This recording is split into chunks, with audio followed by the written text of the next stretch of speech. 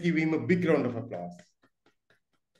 Thank you very much, Toastmaster Mahinder, for that nice introduction. I hope I'm audible and I'm visible to you clearly.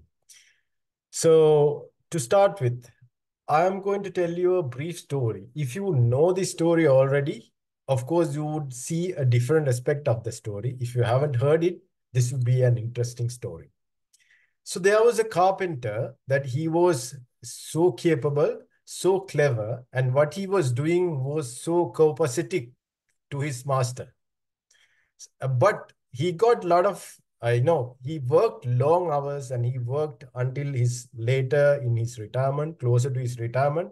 He got so fed up and he never had his growth mindset. He wanted to quit. So one day he went to his master and said, "Sir, I want to quit. I can't do anymore." And the master always respected him and he said, "It's okay. And I honor whatever you want to do. But before you leave, you got to do one last job. And that job has to be the perfect one and could be or should be the most perfect and most adorable, attractive one that you have ever made." But this worker, like in anyone, we want to leave an organization. We don't have that mindset to focus on our last job or last few job or during our notice period, we are not paying that attention. And what he did, he said, "Okay, fine. So one last job, somehow I'll complete it and I'll leave it and go, done and dusted." So he did it, but he did not put his full effort. At the end of the day, he delivered that property. He's building houses, actually. He delivered that property and handed it over to his master and said, "Sir, I have done my job." But he was also not very satisfied. But not knowing that, the master said, "Thank you very much. This last job, the last property, actually you have made it for yourself. And this is my gift for you for the whole service you have done so far to me, what you have achieved. And this actually you made it for yourself." So the master, the carpenter got really shocked. Actually, he would know that he is making that for himself. He would have never thought in that way. He would have done it better and he would have done the most wonderful job he would have ever done because it's been already paid by his master. Why I said this story to you? By the way, good evening, Toastmasters. Welcome to this wonderful evening. Good evening.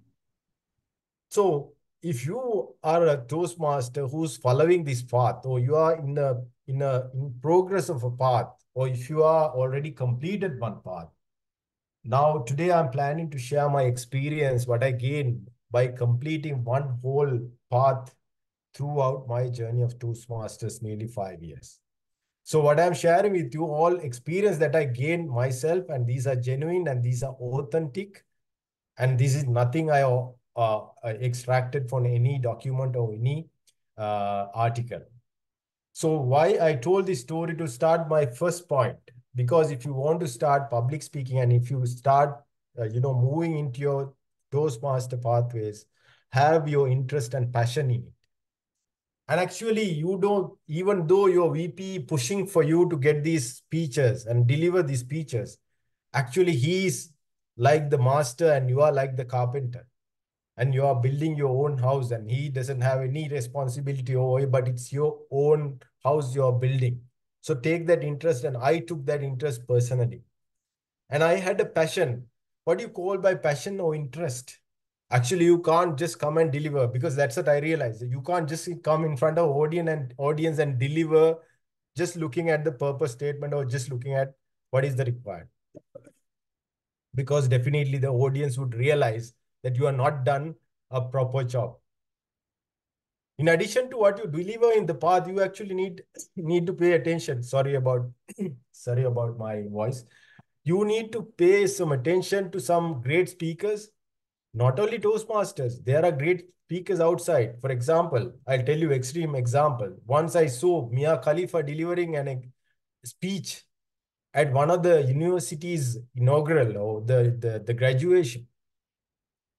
So it doesn't matter who delivers.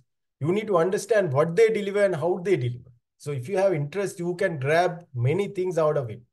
Jim Carrey, one of them. So while you're doing Toastmasters, pay attention to your environment. You get a lot of things out of it. And the other thing is, the number two, you have to have a great deal of discipline, because we all think that we are busy. We don't have time. And again, what we are thinking, we are building somebody's house actually. If you are building our own house, we need to allocate the time. It's fine, you are working till 8 o'clock at night. Find after 10 o'clock. Find after everyone went to sleep at home. Starting from midnight, I know few people here. I can also pinpoint, for example, Toastmaster Anne. When I go into sleep, she's awake and she's replying. When I wake up early morning, still she's awake. I don't know what she's doing. The whole day she's working, working. Even around the clock, she had been there and working on certain things. So like that, there are people who committed themselves and they have achieved actually. So the discipline is coming in three areas, I would say. You have to allocate your time, you have to prepare yourself, and you have to practice. I'll give one example. And when we prepare for one of the competitions, uh, I think the day before the competition, we did not have the speech, and Toastmaster Ann and Toastmaster Tharanga wanted me to deliver the speech. Then I did not have the speech, but day before, three of us sat together and we prepared the speech same day night. And thanks to two of them, they all give the points. I prepare the speech, and next day is the competition. And that we came out from Toastmaster Suranga's home at 10 o'clock.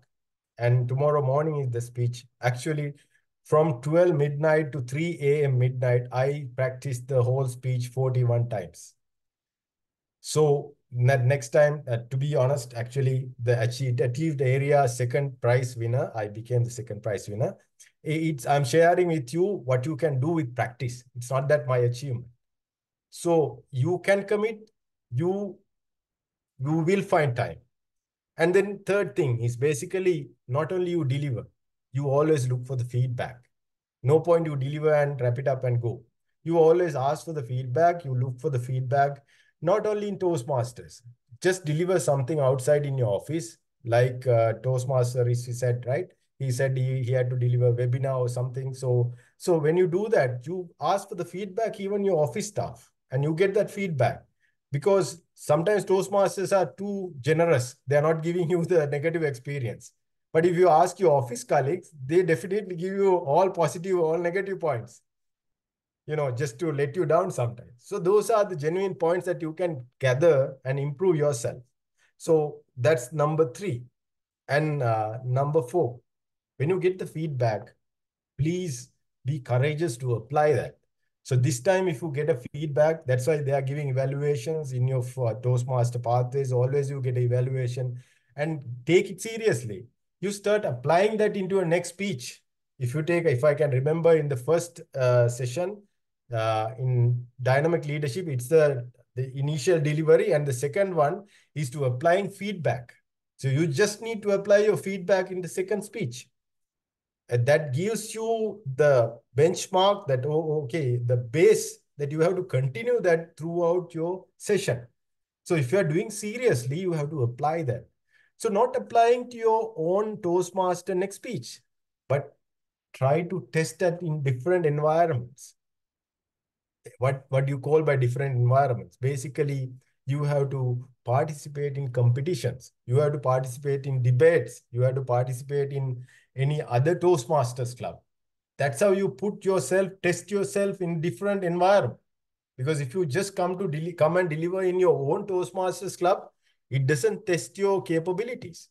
You have to go outside and try different audiences and try different environments. And competitions are the most important one. If you have not tried, try that at the earliest, the next one. Try the debates along with your pathways. That's how you have been shaped up.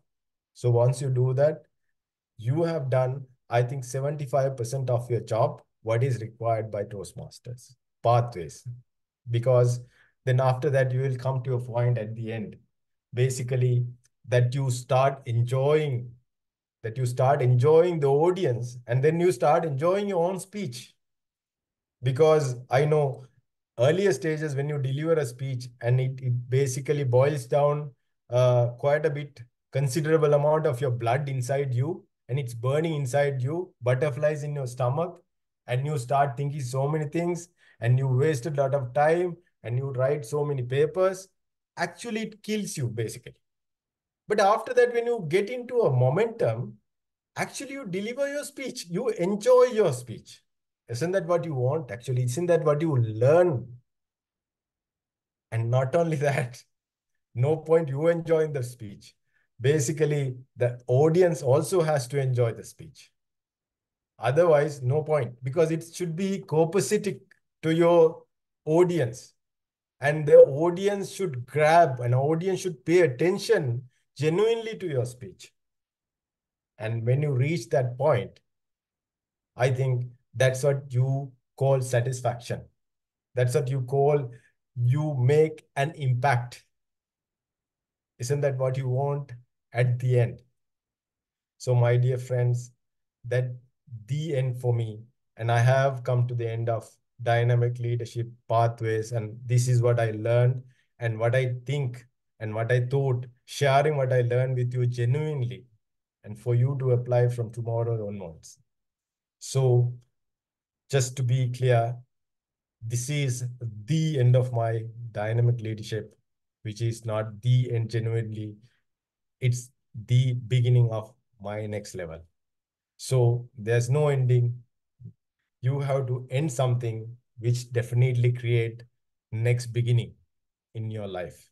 So I would also, advise you and urge you, take that seriously what you are doing, and always create new beginnings.